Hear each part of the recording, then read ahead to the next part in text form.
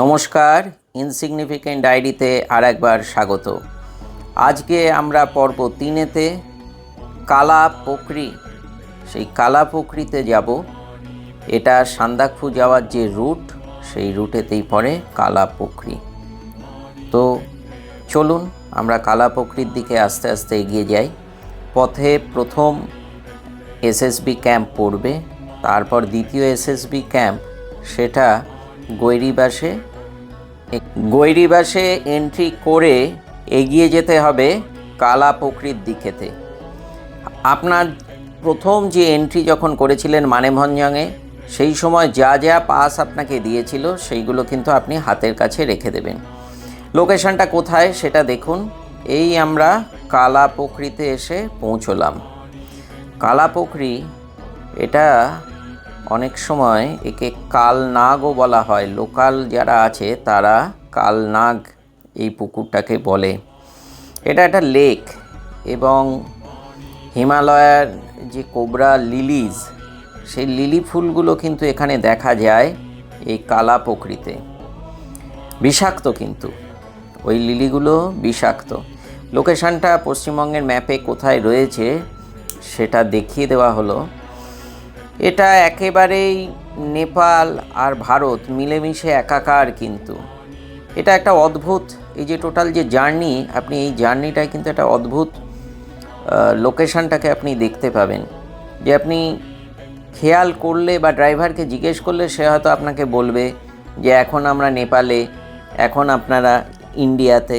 এই রকম মিলেমিশে প্রতিবেশীর সাথে যে থাকা, সেটা কিন্তু আমরা এখানে দেখতে পাই।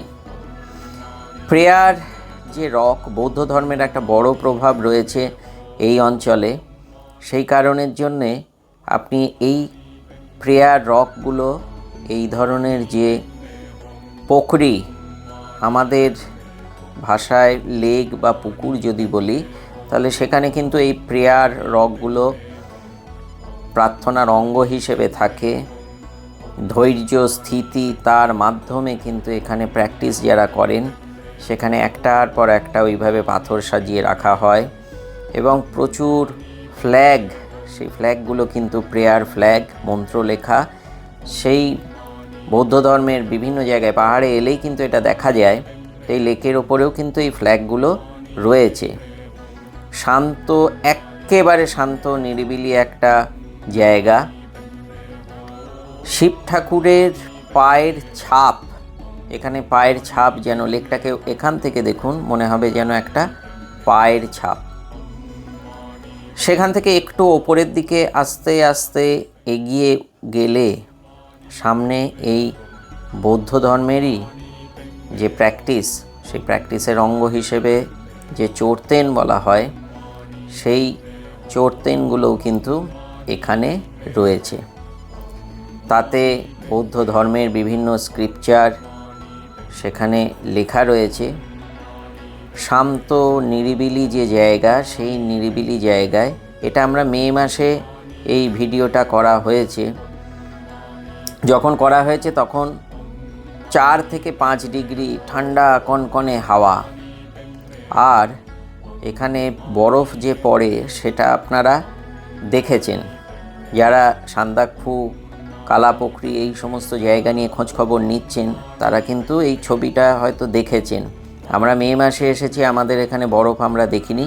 আমরা ফুল, তার প্রাকৃতিক অন্যান্য যে সৌন্দর্য, সেইটা দেখেছি। সবুজের সমারোহটা এই সময় হয়, আর বরফ সাদা চারদিক হয়ে থাকে, সেটা অক্টোবর, নভেম্বর, ডিসেম্বর, জানুয়ারি এই সময়।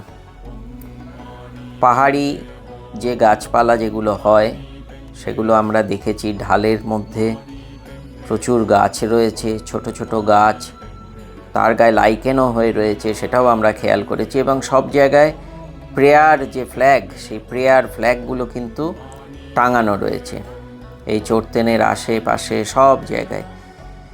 কালাপোখরি একেবারেই একটা শান্ত নিরিবিলি জায়গা, এবং ভারত আর নেপাল এই যে বর্ডার, সেটা কিন্তু আলাদা করে বোঝা যায় না। এই যে এখন যে দিকটা আপনাদের সামনে দেখাচ্ছি, সেটা নেপালের অংশ।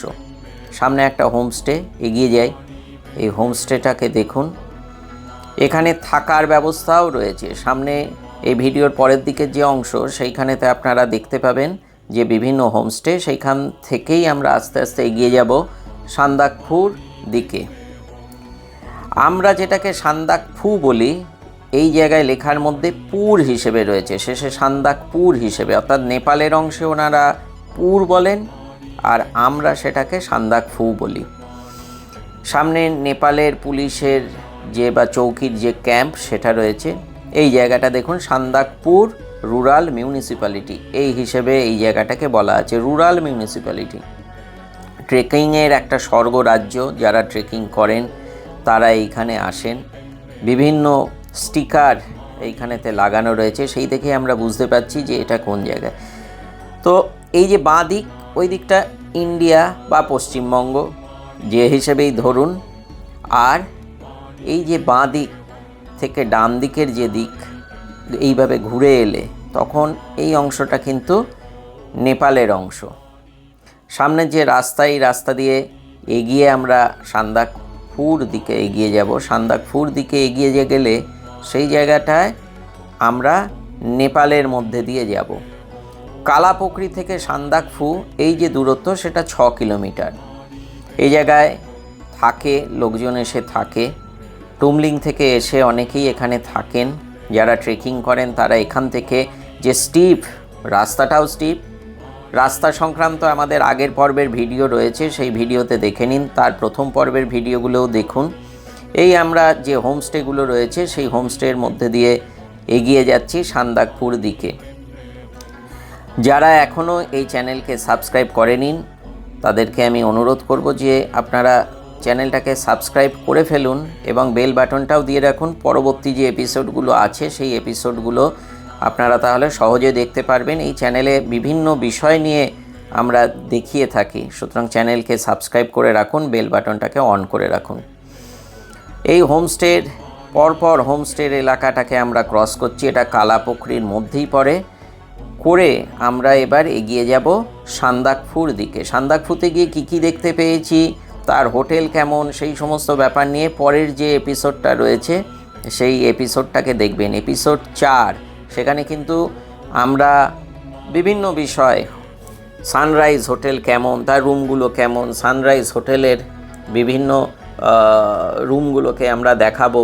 সেখান থেকে কাঞ্চনজঙ্ঘা, মাউন্ট এভারেস্ট কীভাবে দেখা গেছে, বিশেষত মে মাসে কিভাবে দেখা গেছে সেইটা আছে কিন্তু। সুতরাং পরের ভিডিওগুলোকেও আপনারা সাবস্ক্রাইব করে রাখুন, দেখতে পারবেন। এই যে জায়গাটা, এইখানটা নেপালের মধ্যে 50 টাকা আপনাকে দিতে হবে রোড ট্যাক্স হিসেবে, দিয়ে এগিয়ে যেতে হবে সান্দাকফুর দিকে। তাহলে রাস্তাঘাট কেমন এই সমস্ত যেরকম দেখবেন, তার সাথে সাথে আমরা এসে পৌঁছে গেছি হোটেল সানরাইজে। 11,930 ফুট উচ্চতায় হোটেল সানরাইজ। আর এই সানরাইজ হোটেল থেকে আমরা কাঞ্চনজঙ্ঘা, এভারেস্ট এবং তার চারপাশ সেইগুলো দেখব, যেটা পরবর্তী এপিসোড 4-এ।